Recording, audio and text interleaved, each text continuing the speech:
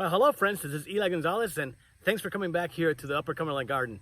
Now, today I wanted to go over how to keep your plants pest free. Now, yesterday we went over how to prune tomatoes, and every time that you actually prune tomatoes, they let off a smell, right, that bad insects will actually smell and seek out that smell to actually go to your tomatoes and start creating problems with it. So what we do is we do two things. I use, let me bring that up here. So I use neem oil, and there's all kinds of different things, but you want pure neem oil for it to be effective. And then the other part is actually using peppermint oil, which I've shown in other videos before, that a lot of people know about. But then I started doing a little research and found out that rosemary oil also keeps away a lot of the bugs. So today we're gonna make a mix and actually put it across. When you first start doing this though, you want to test small. I've already done this before to my plants, so I know what they can actually take. It also makes a difference on how hot it is. So you want to make sure that you're doing this kind of thing not in the middle of the day, right? Most of the time, first thing in the morning will be better, and before other good insects that come out, like bees and things like that, start flying around. Now, neem oil will not affect bees because they don't eat, and these are actually more to mask the scent, so it doesn't attract the bad insects. It doesn't make all the different insects go away, right? Just the certain ones, the bad ones, they don't like the smell of these, so they actually and it basically hides the smell of the actual plant. So that helps also. But all of this are organic, and you can actually be able to use it to be able to, spray everything, keep all the pests away without having to add any chemicals to your tomatoes and things like that. So let me show you how I make them, and then we'll go ahead and spray them.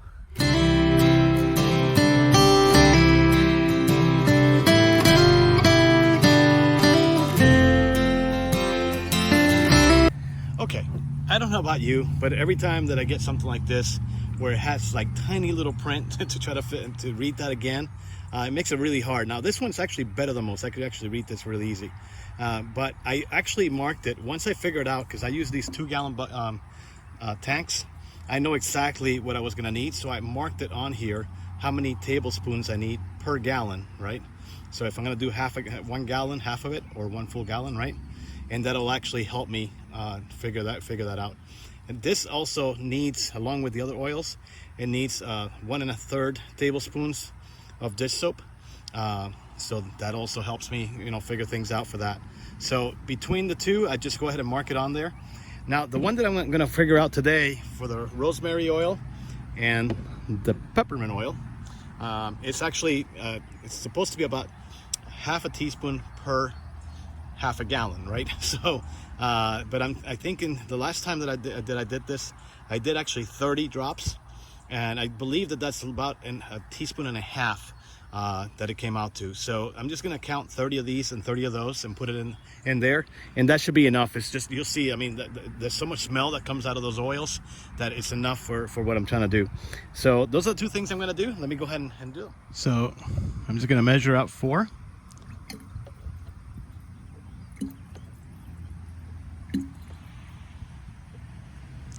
Okay, and for the dish soap, I've done it so many times that I know exactly what I need to do. What I would do is follow the formula, like 1.5 tablespoons, whatever they said on there, 1.5 per.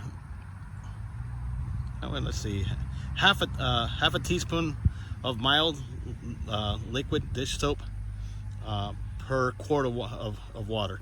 Well, I would measure it out, but like I said, I sort of got this down, so it's like, and that's enough for me to break everything apart and be able to spread it. And then we're gonna do 30 drops of the rosemary.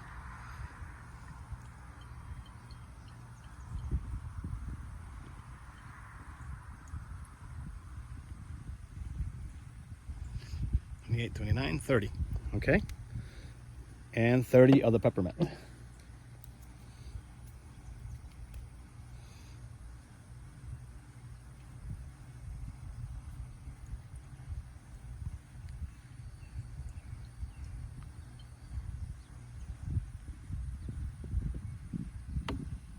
Okay, and like I said, you want to test these things out ahead of time, just in like 1 or 2 leaves, you know, per plant, a couple of plants, and make sure that it's working for you. But now that I have it together, all I have to do is put this on. I got a nice little sprayer that's battery operated, so it literally like pumps up everything for me, so I don't have to pump it. But whatever sprayer you have would work, right? But I like my toys. But before I do that, I go ahead and give it a shake a few times, make sure everything gets mixed in there. And I go ahead and pump it, and let's go ahead and spray some. Now I wanted to show you, I don't seem to have any pests quite yet bothering my tomatoes, but I do have pests in here, and you can see, you know, this is on the flowers, the leaves, something's eating them up. You can see there, right?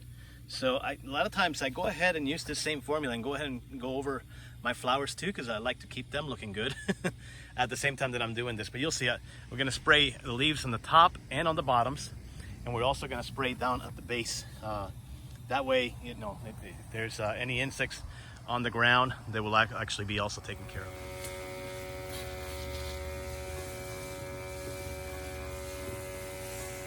You can see I'm taking care of going underneath and making sure everything gets saturated.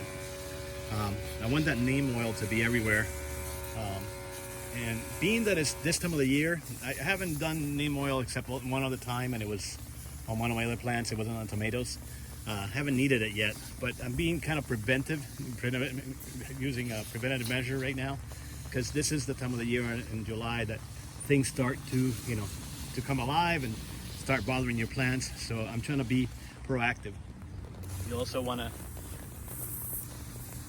cover the bottom of the plant and the dirt around it.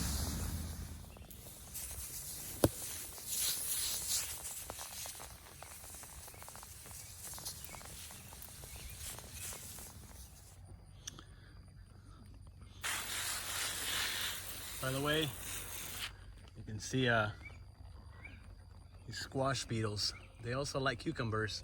So I go ahead and use the same spray that I use on the tomatoes. I also use on my cucumbers and my squash.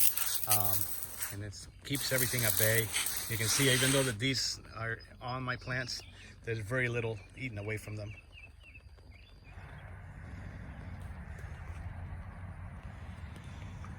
So here's the other kind of squash bug, and this one has spots on it. I have another kind that actually has little stripes on it.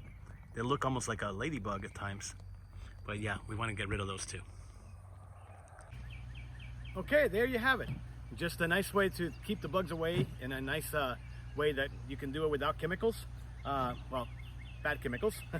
So remember, neem oil. I picked this up at Amazon, so I'll try to give you the link for that.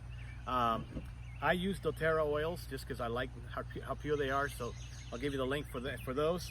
And I believe I got this at Tractor Supply, this little gadget, if you like the idea of not having to pump all the time, right?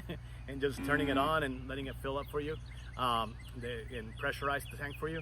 I like this kind of stuff, so if you like it, I'll try to look for it online and give you also the link around this video. So look around in the description or in the comments or somewhere. I'll give you the links to all that. So, but thanks for stopping by today.